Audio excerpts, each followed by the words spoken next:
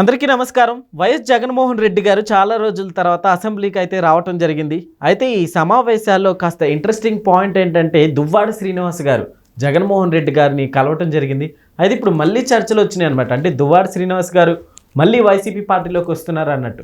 So ఇదే అంశం మీద ఒకసారి వివరం తీసుకునే ప్రయత్నం చేద్దాం. ప్రస్తుతం మనతో జర్నలిస్ట్, పొలిటికల్ అనలిస్ట్ జగదేవ్ గారు ఉన్నారు. ఇంటర్వ్యూలోకి వెళ్దాం. హలో సార్, నమస్కారం. నమస్తే జకీర్. ఎస్ సార్, ఇప్పుడు దువ్వాడ శ్రీనివాస్ గారు మళ్ళీ వైసీపీలోకి రాబోతున్నారా? మొన్న ఈ మధ్య అంటే జనసేనలోకి వెళ్ళబోతున్నారు అనే టాక్ కూడా వచ్చింది. జనసేనలోకి వెళ్ళడానికి ఛాన్సెస్ తక్కువ ఉన్నాయి. ఎందుకంటే ఈయన దివ్యల మాధురి గారితో వ్యవహారం బయటికి రానంత వరకు ఈయన కూడా పవన్ కళ్యాణ్ విమర్శించిన వ్యక్తే, పవన్ కళ్యాణ్ మీద దూషించిన వ్యక్తే. కానీ చిరంజీవి గారు అంటే మళ్ళీ ఇష్టం. చిరంజీవి గారు ప్రజారాజ్యం పార్టీలో నేను టికెట్ తీసుకున్నాను, పోటీ చేశాను, నాకు ఆయన ఓడిపోయినప్పుడు నాకు డబ్బులు కూడా రిటర్న్ ఇచ్చారు, నేను ఆయన భక్తుడిని, ప్రేమికుడిని, ఆయన ఫ్యాన్ని ఏవో చెప్తారు. మరి ఆ తానులో వచ్చిన ముఖ్యే కదా, మరి ఆయన ఎందుకు ద్వేషిస్తాడంటే లేదు లెక్క. ఎందుకంటే అక్కడ జగన్మోహన్ రెడ్డి గారిని దృష్టిలో పెట్టుకొని విమర్శించి ఏదో చేయాలి కాబట్టి, జగన్మోహన్ రెడ్డి గారి దృష్టిలో పడాలి కాబట్టి ఇక్కడ విమర్శించాలి. ఇకపోతే దువ్వాడ శ్రీనివాస్ గారు ఏదైతే దివ్యల మాధురి వ్యవహారం కొలిక్కొచ్చినప్పుడో లేదంటే అది స్టార్ట్ అవ్వకముందో పర్సనల్ లైఫ్లో డిస్టర్బెన్స్ అయినప్పుడు, అప్పటికే కూటమి ప్రభుత్వం ఉంది, పోలీస్ బందోబస్తు సరిగ్గా ఏర్పాటు చేశారు. తర్వాత ఆయన కొన్నాళ్ళు ఎవరికి కనపడలేదు. తర్వాత దివ్యల మాధురి గారితో ఏవో కొన్ని రియల్ ఎస్టేట్ సంబంధించిన యాడ్స్ కూడా చేశారు, మనం చూసాం. ఆ తర్వాత టీటీడీలో ఇద్దరు వీడియోస్ ఏదో తీసుకున్నారని అదొక వ్యవహారం ఏదో ఇష్యూ అయ్యింది. సో ఇలాంటి దువ్వాడ శ్రీనివాస్ గారు జగన్కు వీరాభిమాన్ని, జగన్ కోసం నేను ఏదైనా చేస్తాను అనే వ్యక్తిని ఎప్పుడైతే ఈ వ్యవహారాలు ఏమన్నా వచ్చాయో పార్టీ సస్పెండ్ చేసిందో, సంథింగ్ ఎక్స్ప్లెనేషన్ అడిగిందో నాకు పూర్తిగా తెలియదు, సస్పెండ్ అని అంటున్నారు. కానీ సో ఇలాంటి నేపథ్యంలో ఎమ్మెల్సీగా ఉన్న ఈ వ్యక్తి పర్సనల్ లైఫ్ని ఒక డిప్యూటీ సీఎంగా ఉన్న పవన్ కళ్యాణ్ గారి మీద విమర్శించి అన్ని చేసిన వ్యక్తి మరి ఏం చేసిన పని ఏంటి?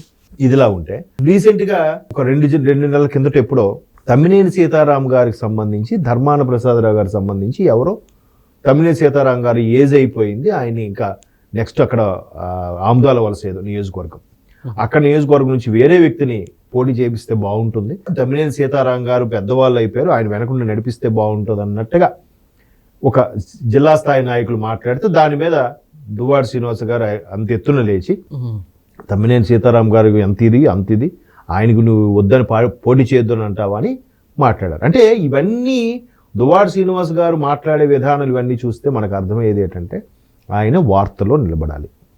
వార్తల్లో ఉంటేనే దువ్వాడ శ్రీనివాస్ గారికి ఒక గుర్తింపు అనేది ఉంటుంది. రేపు 29 ఎలక్షన్స్కి పోటీ చేయాలన్నా, వైసీపీ టికెట్ ఇచ్చినా ఇవ్వకపోయినా, స్వతంత్రంగా పోటీ చేయాలన్నా కూడా ఆయన జనాల్లో నానుతూ ఉంటే కదా. ఆయన టెక్కల్ నియోజకవర్గం ఏదో శ్రీకాకుళం జిల్లా. సో అటువంటి దువ్వాడ శ్రీనివాస్ గారి మీద లాస్ట్ టైం బంపర్ మెజార్టీతో గెలిచేస్తాడబ్బా, డౌటే లేదు, తిరిగే లేదు, దువ్వాడ శ్రీనివాస్ తిరిగిలేదని కూడా అన్నారు. ఏది ఇన్ని సర్వేలు ఇన్ని చెప్పినా కూడా ఇవన్నీ ఆ సర్వేలు మొత్తాన్ని అంటే జగన్ రాకపోవచ్చేమో కానీ ఇక్కడ మాత్రం దువ్వాడ శ్రీనివాస్ గెలవడం ఖాయమన్నట్టుగా చాలామంది వైసీపీ కార్యకర్తలు బేరాలు పోయారు. సో ఆయన ఎలాంటి రిజల్ట్ వచ్చిందో మనం అంత చూసాం. అంటే ఈ దువ్వాడ శ్రీనివాస్ గారు అనే వ్యక్తి వార్తల్లో నిలబడడానికి కేవలం ఈ విధమైన పనులు చేస్తున్నారనే ఒక విమర్శ కూడా ఉంది.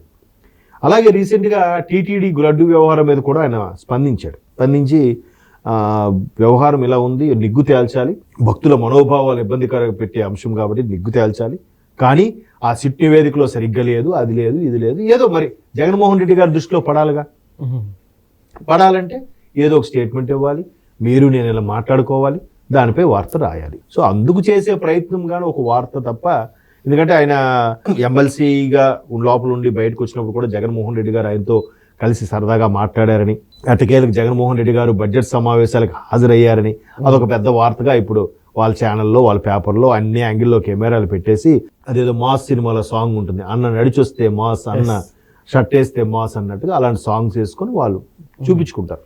తప్పదు. కాకపోతే ఇక్కడ దువ్వాడ శ్రీనివాస్ గారికి సీట్ ఇస్తారా ఇవ్వరా, ఇప్పుడు ఆయనకి అంత ప్రాభవం ఉందా లేదా? ఎందుకంటే జగన్మోహన్ రెడ్డి గారు ఏదైతే ఒక 70 మంది ఎమ్మెల్యేలను మార్చి ఇక్కడికక్కడ షఫిల్ చేసి ఈ నియోజకవర్గంకి ఆ నియోజకవర్గం, ఆ నియోజకవర్గం ఈ నియోజకవర్గం మార్చి జిల్లాలే మార్చేయడం వల్ల అది కూడా ఘోర పరాభవానికి కారణమైనట్టుగా కూడా చెప్తున్నారు చాలామంది మన 24 ఎన్నికల్లో.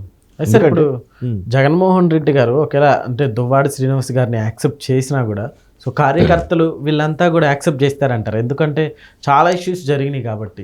కార్యకర్తలు యాక్సెప్ట్ చేయడానికి ఏముందండి, జిల్లా స్థాయి నాయకులు రాజకీయాలు చేస్తే సెట్ అయిపోద్ది. జిల్లా స్థాయిలో ఉండే ధర్మాన ప్రసాదరావు గారు కానీ, అలాగే తమ్మినేని సీతారాం గారు లాంటి వాళ్ళు, లేదంటే ఉత్తరాంధ్రకు చెందిన బొత్స గారు లాంటి వాళ్ళు, వీళ్ళందరూ కూర్చొని ఈ నియోజకవర్గం వీళ్ళకి అని డిసైడ్ చేస్తే, వీళ్ళకి ఆ పవర్ ఇస్తే ఓకే. కానీ జగన్మోహన్ రెడ్డి గారు ఆ మాట వినరుగా, ఆయనకి నచ్చింది ఇచ్చుకెళ్ళిపోతాడు అంతే.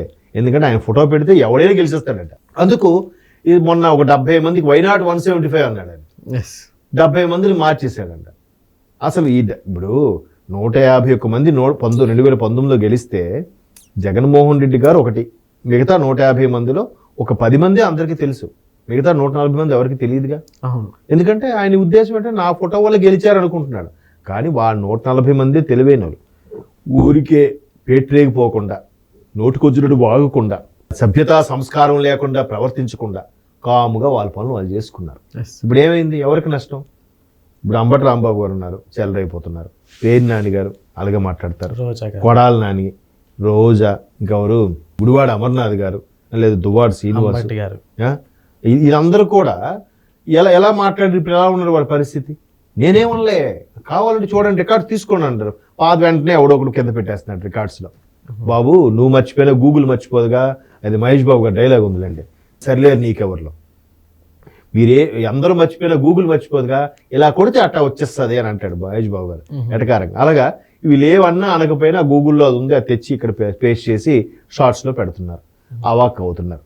సో ఇది ఏంటంటే వైసీపీకి మద్దతుగా ఉండి మళ్ళీ టికెట్ తెచ్చుకుంటే ఓకే, లేదంటే ఇండిపెండెంట్గా అయినా పోటీ చేయగల సత్తా ఉండాలి, ఇండిపెండెంట్గా అయినా ఎంతో కొంత పలుకుబడి ఉండాలి అంటే ఇట్లాంటి కామెంట్స్ స్టేట్మెంట్స్ ఇస్తూ ఉండాలి. ఓకే, రీసెంట్గా ఇచ్చిన ఆయన స్టేట్మెంట్ కూడా లడ్డూకి వ్యతిరేకంగా ఇచ్చినట్టే ఇచ్చాడు ఇంచుమించు. లడ్డూ కల్తీ మీద అందరూ మనోభావాలు దెబ్బతింటాయి, ప్రభుత్వం దీన్ని పరిష్కరించాలి అని.